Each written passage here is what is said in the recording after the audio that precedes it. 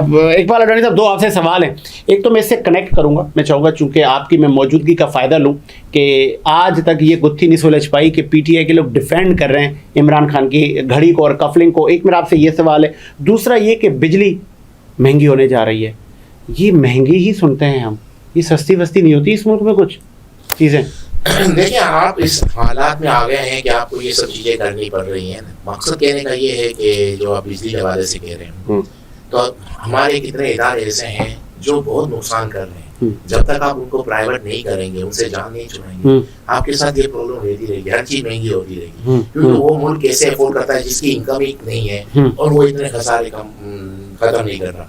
तो सबसे पहले हमको अपने जितने इदारे हैं जो हमारे जो खसारे में चल रहे हैं, नुकसान में, उनको पहले सबसे पहले प्राइवेट करें और इसके बाद मुझे लगता है कि ये महंगाई सब कंट्रोल हो जाएगी। क्योंकि जब तक आप ये काम, मेरी समझ नहीं है ना, बिजली महंगी कर रहे हैं, बिजली चोरी क्यों नहीं रोकी जा रही? तो बिजली चोरी के अंदर तो यही लोग इन्वॉल्व है ना। तो मकसद कहने का है, जब आप बिजली चोरी नहीं रोकोगे तो बिजली महंगी करनी पड़ेगी। जब तक आप उन इदारों को प्राइवेट नहीं करोगे जो आपको हर साल हर महीने इतना खसारा दे रहे, तो ये चीजें तो आती रहेंगी। तो सबसे पहले आपको ये स्टेप लेना पड़ेगा, इस पर इम्प्लीमेंट करना पड़ेगा। प्राइवेटाइजेशन, जो इदारे नुकसान में उनको प्राइवेट करें, बिजली महंगी करने की बजाय बिजली चोरी रोकें, तो बिजली महंगी नहीं होगी, बिजली सस्ती हो जाएगी।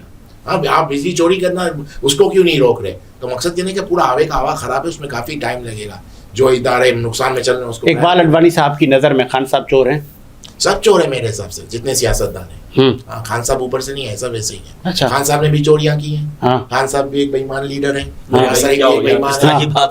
कौन से बेईमानी बता दें आप? बेईमानी गिरा देना मुझे, चलो बता दें, मैं साबित करूंगा कि आप ऐसे इल्जाम लगा रहे हैं। तो मैं आपके अकेले पे नहीं लगा रहा भाई। देखिए, मेरे हिसाब से खान साहब भी बेईमानी की है। अच्छा। नवाज शरीफ ने भी की है, जरदारी ने भी की। ये तीनों पार्टियों में बेईमान लोग हैं। देखिए, उस्मान, किस में चोरी की है इमरान खान ने? उस्मान बुजदार ने। ठीक है, आप अगर चोरों को सपोर्ट कर रहे हो तो आप चोर नहीं हुए। उस्मान बुजदार को किसने लगाया था? खान साहब ने लगाया था। ये बेईमानी नहीं है? पूरा पंजाब चीख रहा है कि उसने इतनी बेईमानी की, तो उसकी किसकी चॉइस थी? खान साहब की थी, क्यों लगाए? वो सब चीख के कह रहे थे, क्यों नहीं हटाया गया? हटा देते ना। तो मकसद कहने का ये है कि आप नीचे के लोगों को, वही बेईमान होंगे नीचे के लोग, जब ऊपर का लीडर ऐसा होगा। अदरवाइज आप क्यों किसी ऐसे इंसान को रखोगे जो चीटिंग में पकड़ा जा रहा है, जो बेईमानी कर रही है? फराह गोगी का जो किस्सा था, कौन थी वो? उसका सपोर्ट किसको था?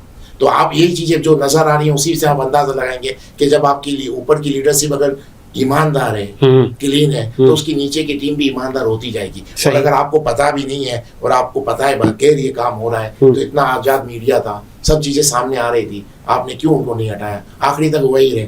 अब दूसरी बात है, कैसे मैं साबित कर रहा हूँ बेईमानी की। आपने खुद एक जगह पे कहा था कि चौधरी परवेज इलाही बहुत बड़ा डाकू और बहुत बड़ा चोर है, उसी को आपने अपना चीफ मिनिस्टर बनाया।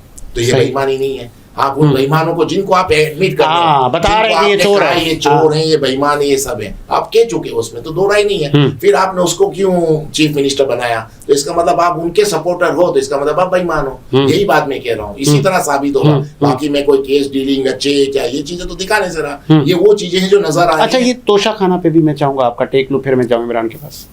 तोशा खाना पे सबने चीजें ली हैं, तो उसमें भी चोरी साबित हुई है इमरान खान, साबित सबकी हो रही है। लेकिन बार बार ऐसा होता है कि हमारे पास इतना कोर्ट और पुलिस, जो भी हमारा डिपार्टमेंट इन्वेस्टिगेशन, वो इतना फेयर नहीं है, जिसकी वजह से लोग निकल जाते हैं। लेकिन पाकिस्तान में जितने भी लोग बड़े ओहदों पे आए हैं, उन्होंने सबने बेईमानी की है, उसमें कोई दो राय नहीं है, ये सबको पता है। लेकिन एक रियलिटी है, उसको आप माने। तो फिर वो जो एक मंतक पेश की बानी पीटीआई ने कि मैंने वो सड़क बनवाई ना, नहीं, वो मैं नहीं मानता। देखिए, ये चीजें बनवा रही है तो कॉस्मेटिक चीजें हैं जो नजर आ रही हैं। आपको एक गिफ्ट मिल रहा है, एक बहुत बड़े मुल्क से गिफ्ट मिल रहा है, मुझे बताएं आपको वो बेचने की जरूरत ही क्या? ये चीज वो बेच, आपने बाई कर लिया, अपने पास रखो, आप बेच रहे हो, तो इसका मतलब उस मुल्क की तो आप इंसल्ट कर रहे हो जहाँ से आपको गिफ्ट आया है। तो फिर ये चीजें कहाँ एक्सेप्टेबल है कि मैंने बेची, मुझे जरूरत थी, क्या जरूरत थी ये बता दें।